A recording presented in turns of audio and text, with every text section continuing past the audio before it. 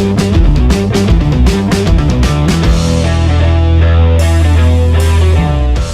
everyone, hope you had a fantastic week. Last week we discussed what Age of Sigmar is, and this week we're going to cover how to pick an army to play in Age of Sigmar. Alright, so there's 3 different ways you can decide on what army you'd like to play.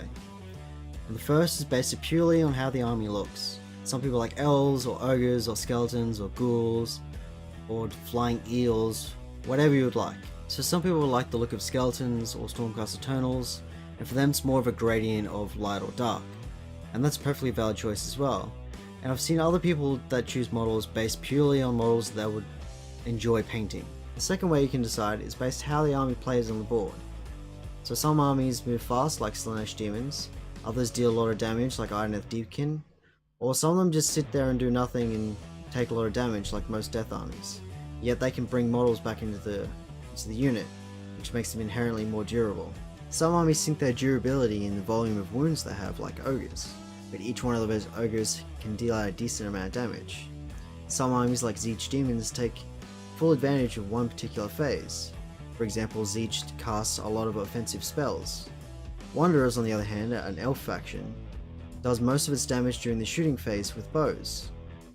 Some armies take control of the board, like Sylvaneth, putting lots of trees around where they can teleport from one place set of trees to another area of the board. There are also Goblin armies which use lots and lots of models which are individually weak, but are strong enough collectively to achieve their objectives. All of these are different playstyles to think about when you're selecting your first army. So the last way, and the most controversial, is to select an army based on its odds of winning. Whether it be selecting an army that's won a tournament recently, or just selecting a race that has come out fairly recently with all the best rules to stack it in your favour. Idoneth Deepkin, for instance, have been doing really well with their eel spam, and Daughters of Khaine are arguably one of the strongest armies in the game, just not many people play them, just because of the amount of models you have to put on the board. And these are valid choices. There's no one saying that you can't choose an army based on this, and it might make sense, but you have to remember, armies are only as good as the person playing them. So just because you've found a good race with good rules or a good list, if they're not played correctly, the army might be garbage. Ultimately, there is no wrong choice. It's all about picking the army you want to play for the reasons you want to play them. Even if you want to get ultra competitive about it, an army that everyone thought was garbage, Swiftwalk Agents, was taken by a guy down in Canberra.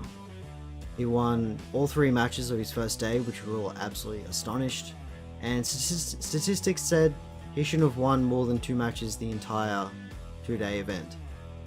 So if you have any questions, I highly recommend you go down to Games Workshop stores or your local Warhammer hobby store, ask around, ask questions. I also highly recommend you guys watch battle reports. You can find them on YouTube of all the armies being played off against each other, just so you can see what they look like, how they behave on the field, and hopefully this has been helpful for you guys. So leave your comments down below, and I'll see you guys next time.